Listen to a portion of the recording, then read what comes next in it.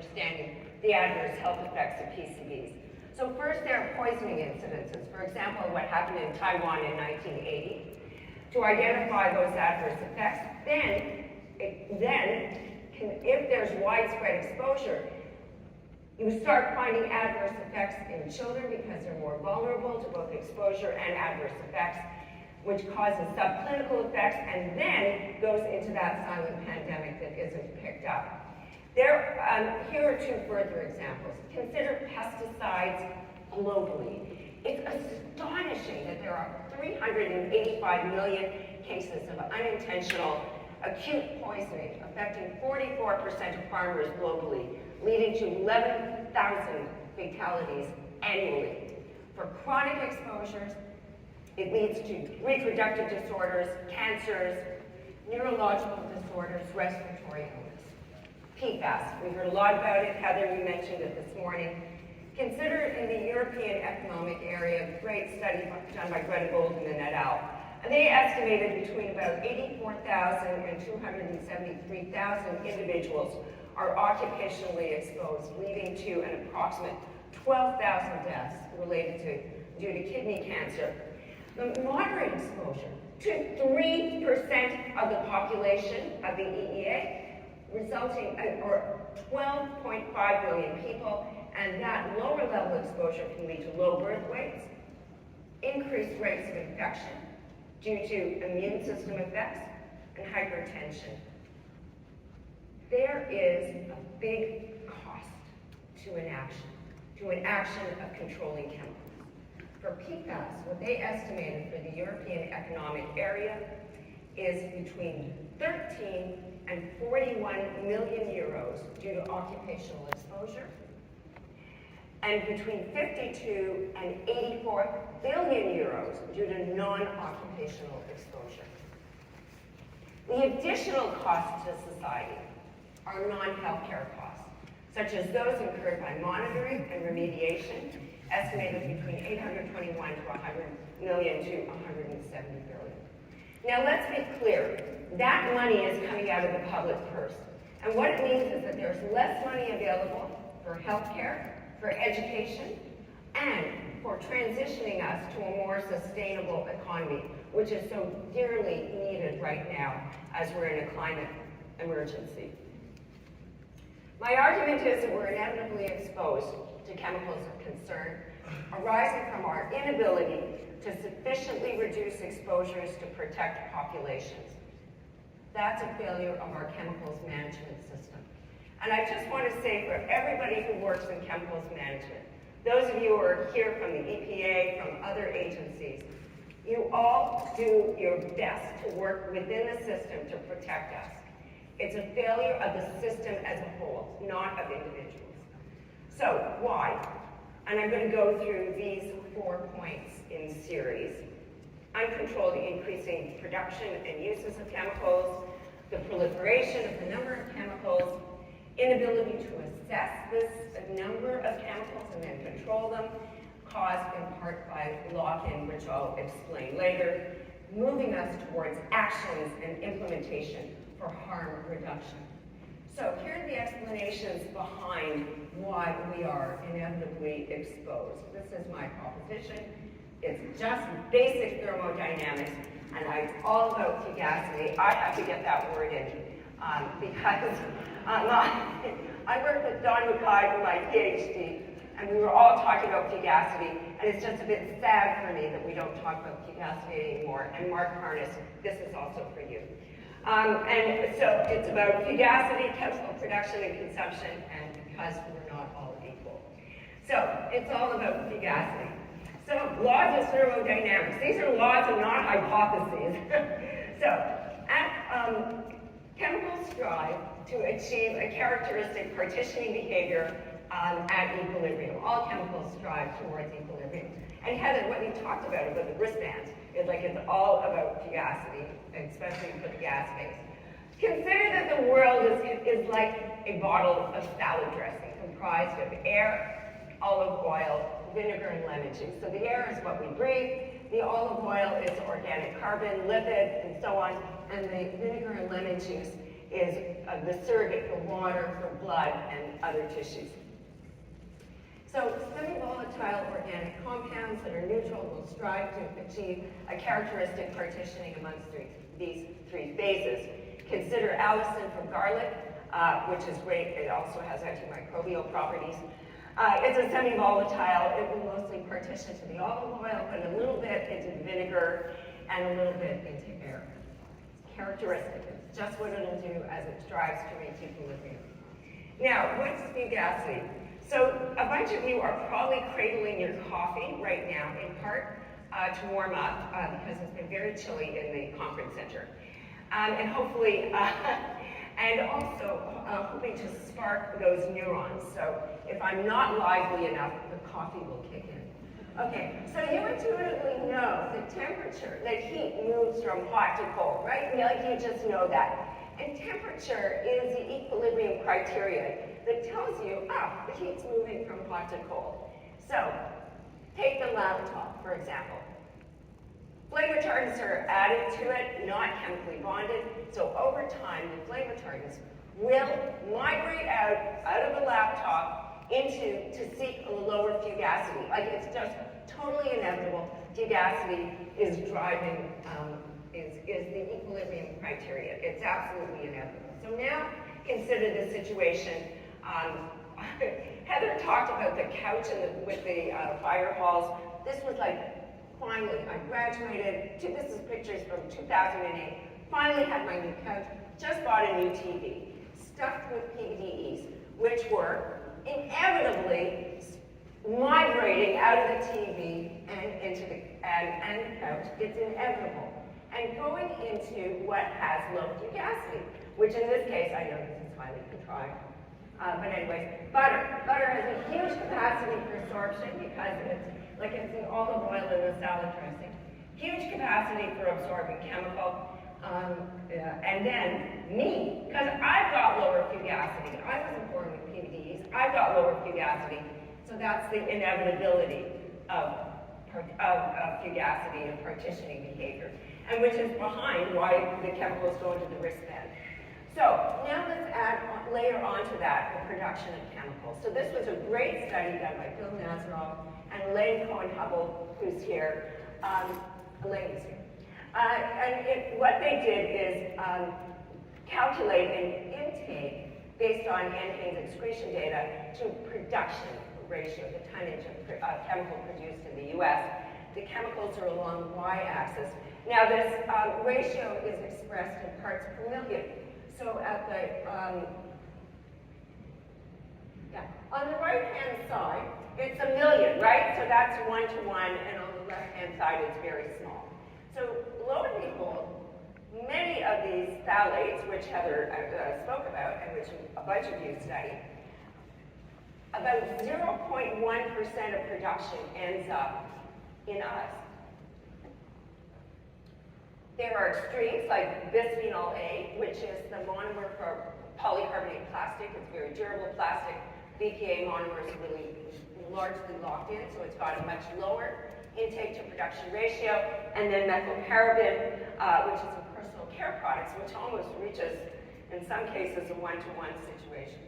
So what this is saying is 0.1% of those chemicals that are produced are getting into us. Now, Levy and John Arnott, who are both, well, I don't know if they're both here now, but who did this great study in 2021, a much more sophisticated analysis of looking at from production, either production or consumption, all the way to exposure. And lo and behold, for 95 chemicals, the central tendency was 0.1%. But we're not all equal. And this conference has really profiled and driven home the importance of inequality of exposure. So we did a study a few years ago in Toronto in social housing. Social housing is subsidized housing for low-income individuals. These buildings were constructed in the 1970s. We were so dismayed to find that for every flame retardant we looked at, for every phthalate plasticizer, levels in the low-income housing were 2 to 18 times higher than in high SES homes. I want to tell you that we used exactly the same methods for analysis. We were so dismayed about this. We have since done a study, actually not we, Sarah Valas-Afshar, who is here and presenting tomorrow, but in the same units, looking for pesticides. We don't have a comparison with high SES because we don't have those data. But again, we were so dismayed to find 8 legacy organochlorine pesticides with DDT having detection frequencies of about 30% of the units. Well, DDT was banned in 1985, and we're still measuring DDT residues in these residences. You can see the range, and you can see the year in which these pesticides were restricted. And then the highest incidence of detection, the highest concentration, are for the current use of pyrethroids and pyrethrins, which are used for bed bug infestations for cockroaches. Social housing is typified by poor quality housing with high rates of infestation, leading to what we see in these data. So, I hope I've explained to some extent the inevitability of exposure, and I'm going to continue to illustrate the point that we're unable to sufficiently reduce exposures to protect populations for these 4 reasons, and I'm going to go into them sequentially now. First, there's the uncontrolled, unfettered growth of chemical production and consumption. Chemical production has increased 50 times since the 1950s.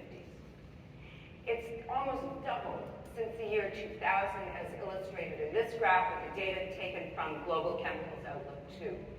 We published this in our paper on the planetary boundaries, on how we're exceeding the planetary boundaries for chemicals. So you can see that for every group of chemicals for which the GCO, the Global Chemical Outlook, had data, there's been a substantial increase over time.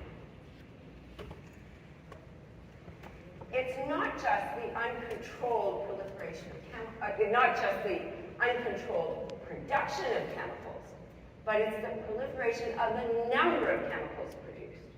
So Zheng Wang et al. Published a really important study in 2020 in which they documented that 350,000 substances are registered for use globally.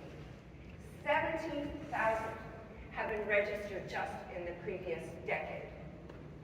30,000 are registered in emerging economies. The significance there is that emerging economies have limited capacity and funds for chemical management and oversight.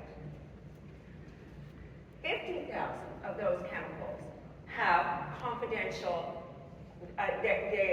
their structures are unknown due to confidentiality. Like, hello, what are we looking for? And that's why, of course, we're using in part non-target analysis. 70,000 ambiguous structures. So just again to illustrate this point, it's a bibliometric analysis by Schumer et al.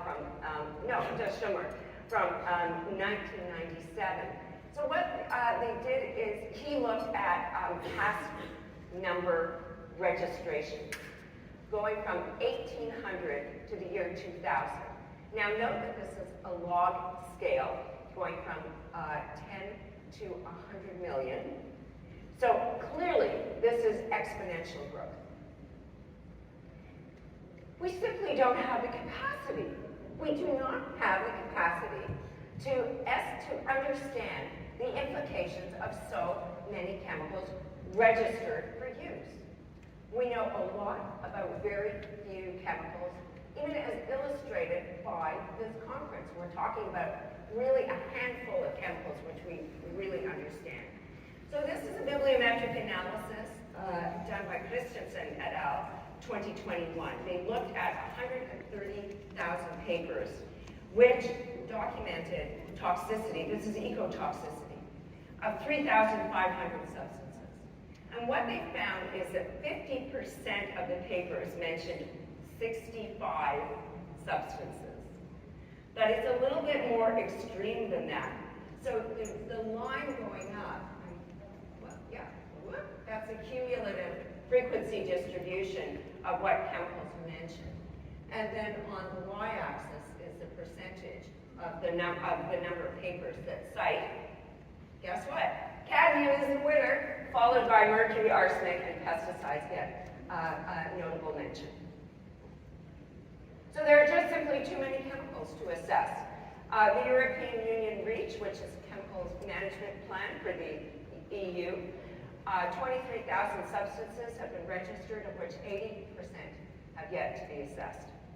Take, for example, a case study of, I'm going to try to say this, perfluoroether carboxylate compounds, which are alternatives to PFOA. When we found out that PFOA was a disaster, then these chemicals were brought in. So John Washington's work found widespread distribution of these substances in soil, and I believe in groundwater.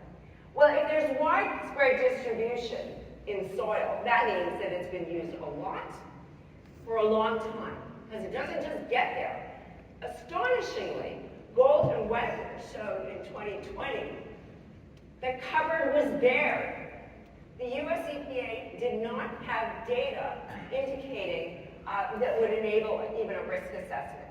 ECHA, the European Chemicals Agency, identified that it was not acutely toxic, and EFSA, the European Food and Safety Agency, declared that it was not mutagenic. Wow. So here's a chemical that's widely dispersed in the environment for which there are almost no data.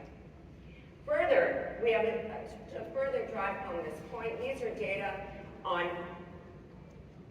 PFOS in the dark blue, PFOA in the light blue, and fluorohexane sulfonate in the red.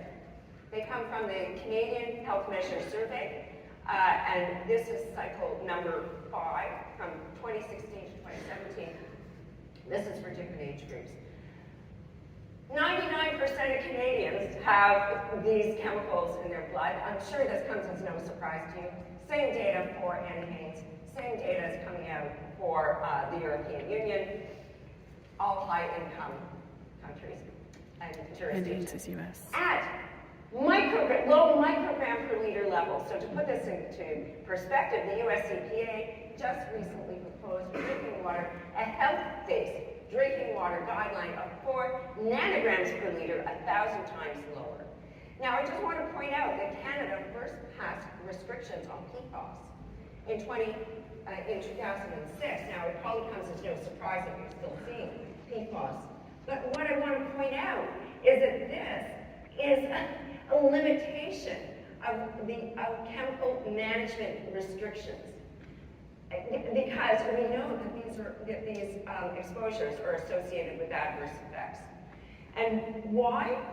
So part of the failure comes from the phenomenon of lock-in. So this is a paper that we published last year with Jonathan Blumenthal and Chen Wang. And lock-in refers to why do we keep using a substance long after we've figured out that it's harmful? Why do we keep doing that? I met somebody at lunch on Monday, whose name I forget, looking at lead in aviation fuels for light aircraft. We're still using lead? Like, really? Okay, so lock-in is due to economic, social, technological, and political reasons. That this system is so large, there are sunken costs in producing a chemical, so that it's very hard to walk away from it. And if you don't walk away just from that particular chemical, then what you do is, if it's an organic chemical, you slightly alter its composition so that it's not the same CAS number, and you continue using it. But because of our chemicals management systems that go chemical by chemical, we can't assess it fast enough. Let's take the case of PFOS. So this is a timeline. This comes from our lock-in paper. In 1977, 3M found evidence of the toxicity of PFOS for example, used to Scotch guard this couch. So, in order to eliminate stains, we decided to cover the planet with a chemical that causes adverse effects. My aunt just used plastic to cover the couch. But anyways, and you never sat on it anyways. Okay, so in 1977, 3M found evidence of toxicity and covered it up. And this is by far not unusual. The same was done for PCBs, about the cover-up of adverse effects, and lest we not mention tobacco. Okay, anyways, so by 1999, 3M accounted for almost 80% of global production of PFAS. And at that time, 3M and the US EPA brokered a voluntary agreement to restrict and close down production. But the problem was that by the year 2000, PFAS was used extensively in many applications, including the production of semiconductors, in aviation, hydraulic fluid, now I just blanked on that. And PFAS was used in many, AAAF, aqueous firefighting foam, was used in many applications. Because 3M restricted production, producers in China started ramping up production to meet demand that was there, embedded demand. Okay, so the Chinese production grew from 30 to 247 tons per year. In 2009, PFAS was added to the Stockholm Convention with exemptions. That allowed, moving forward to now, cleaning up the mess of PFAS. And who's paying? So the Global Environment Facility gives money from donor countries like the US, like Canada, European countries, to middle and low income countries. China is a recipient of over 150 million USD to reduce production of PFAS. Key failure is to restrict supply without addressing demand. All right, we've diagnosed the problem. We need to move forward with actions. But actions are not useful unless you have an opportunity for implementation. So here are 4 ideas. Chemical simplification, to put a cap on chemical emissions and production, break lock-in, and finally sufficiency. So chemical simplification. I've argued that Martin Scherenberg also had a very good viewpoint in the S&T on this. We have to reduce the proliferation in the number of chemicals. Take, for example, plastics, for which there are over 10,000 substances used in production and processing of plastics, of which 2,400 are estimated to have to be of concern. It doesn't matter how many miles or kilometers you drive. What matters is total emissions, because that is ultimately the carrying capacity of the planet. Hence, under the Paris Accord, we have a fixed cap on CO2 emissions because we simply cannot have more. I know we're having more. Let's just stay with a glimmer of hope from the Paris Accord.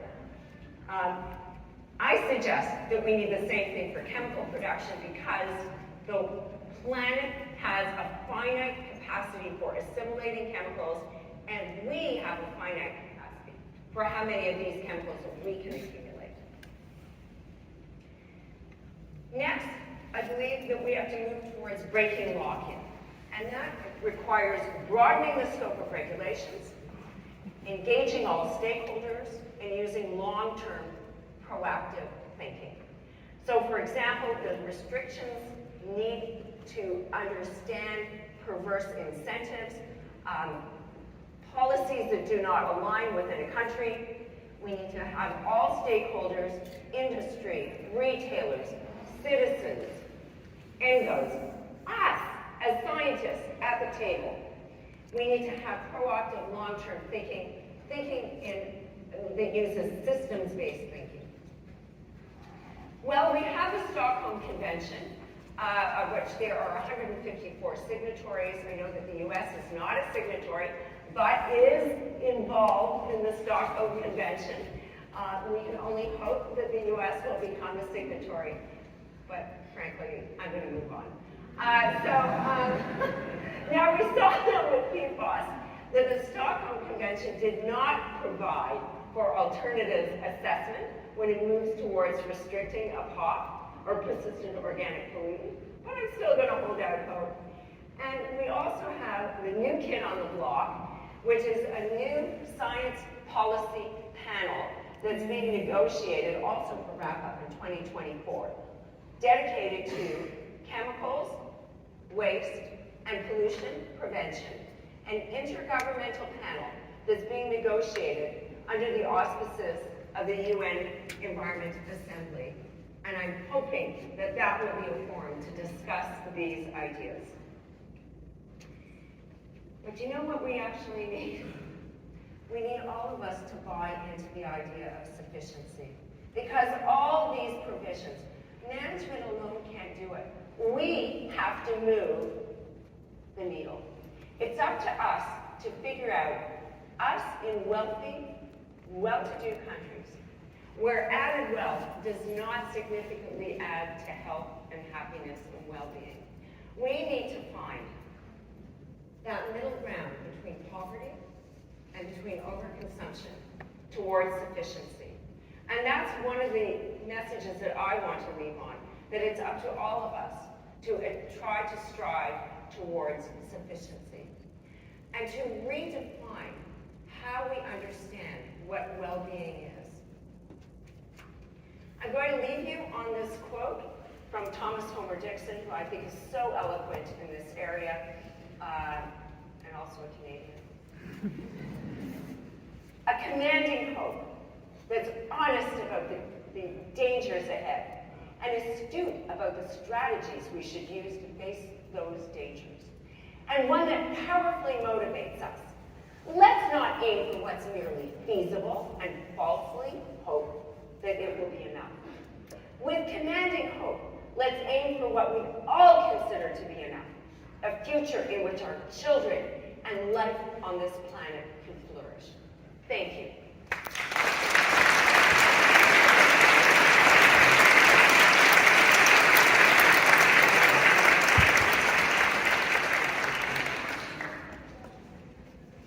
That was awesome.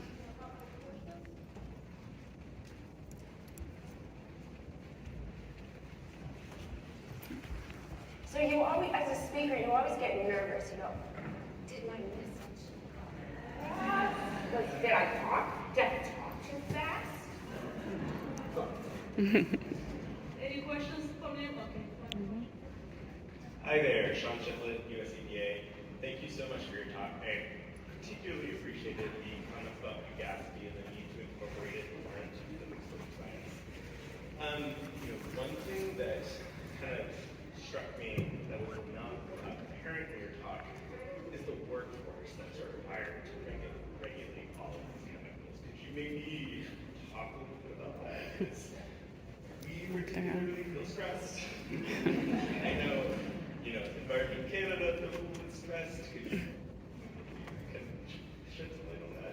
I can so talk about that, and I want to give you a shout out for doing the work that you do, and I know that you're dedicated. Well, I don't know you, but I've met that the agencies are all working so hard. And what my talk is about is saying that you've been handed an impossible task, and with unrealistic expectations placed on you, both from, for example, NGOs and citizenry as a whole, that say, why aren't you protecting us? The chemical industry that keeps moving forward with production and registering more chemicals, it's an impossible task. And I guess my comment is that you're working as best as you can within the constraints of a system that is not tailored to the magnitude of the problem. Yeah. And what is the solution? That's why I think we have to call on these bigger system changes of reducing, of saying, you know what, you just can't register more chemicals now, or unless they're going to be shown to be really effective alternatives. That's going to require work. But that's why I think we have to think of this system-wide situation.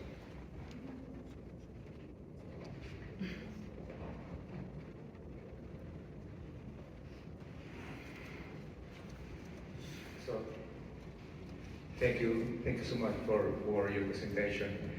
And it was difficult to come up here because I was intimidated. It was so great. Thank you. I really appreciate it.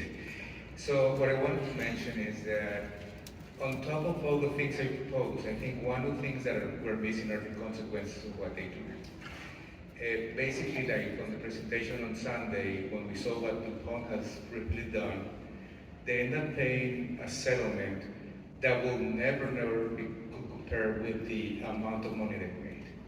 And as this continues to happen, they will always have this incentive to continue introducing these chemicals. If DuPont had paid a fine that would had a loss out of C8, they will never introduce more chemical like this in the future.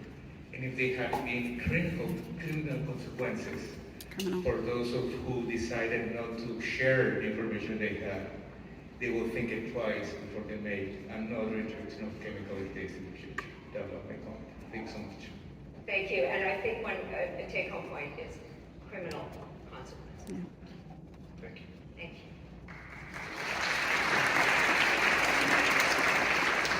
I'll make it quick, I promise. Dr. Diamond, thank you so much.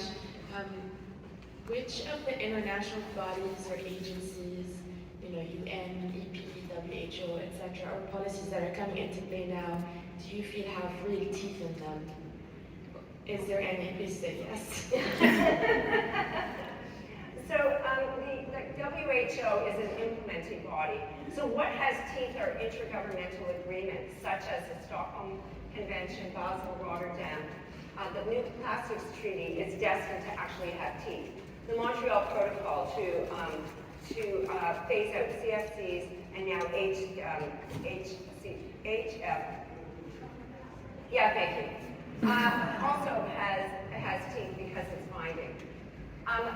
There is an appetite, particularly driven by low and middle income countries, to enter into these intergovernmental agreements that have teeth. For example, just last week I was at the Global Environment Facility meeting in which we brought in a new fund for protecting biodiversity. So that's such a big deal that we have a new fund for protecting biodiversity. Yeah.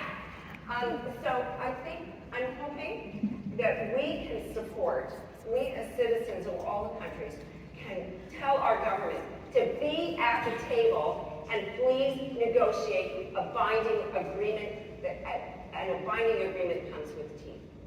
Yes, thank you. Thank you very much. Thank you for that very and please enjoy your day, and hopefully we'll see you on the boat tour